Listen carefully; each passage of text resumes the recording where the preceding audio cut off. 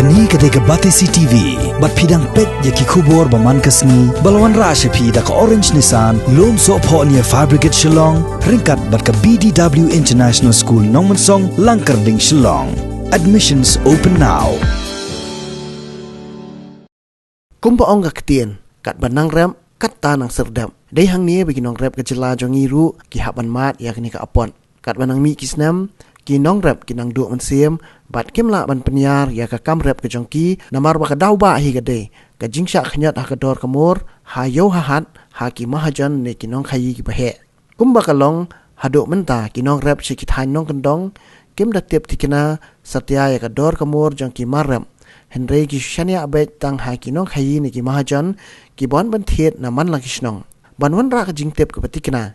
Sha ki Nongrep ya ka dor kamur jongki Marrep. Kabati CTV ha ka pratrek ukalalang kon arajar arpo kalahir banik toket syaka yau delang ka badan hamaulai moyong Shillong bani kendu ikinong hai he ne ki marwari kabaki ju ong ki khar kaya bantuat jingmut naki ya kerukom long kador kamur jong ki Marrep lani ha kanu kadur bakahir ne ka kieu habla poi ha yau delang ne hamauyong wholesale regulated market kabahap apo ka jingpet jingkmi jong ka Meghalaya State Agriculture Marketing Board kiba bun ki malik he kim shimdan setia bat bun ki dangdan shabar jela baki lechuti bat dan pan ki basyong haki kudam jongki hayodo hanrewal akata nakaliang kabatisi kala yo alat pat banyakran bat uwei umarwari ya kablatip kerteng kum upramut kumar khamka ubadairu utra jong company khai ya kablatip kum kasagar mal Ramesh Kumar bat ubalong ru dukhat jong Meghalaya Broomstick and Tespata Traders Association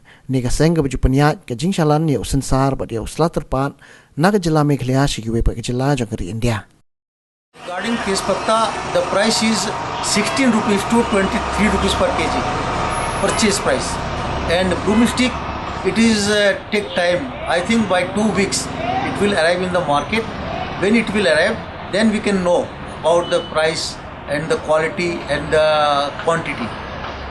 And regarding long paper, the price is rupees 405, 410 rupees per kg. Two thing is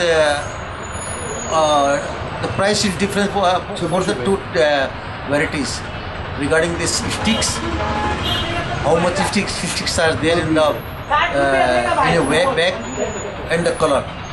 If the color is red or black, then the price will be less, and the green, then the price is higher.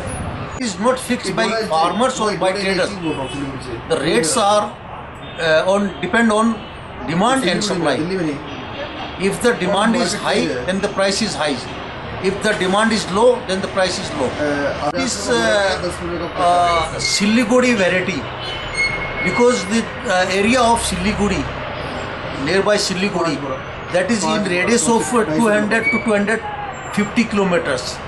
And in Meghalaya, the radius is only 40 kilometers. The availability of Tezpatta in West Bengal Siliguri area is very big, and the quantity is also very huge. We supply to the outsiders traders. We trade here.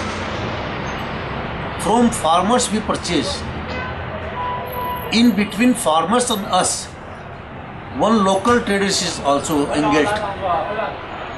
They bought metals from the farmers and they accumulate the materials, then bring here in the market, Mayug regulated market.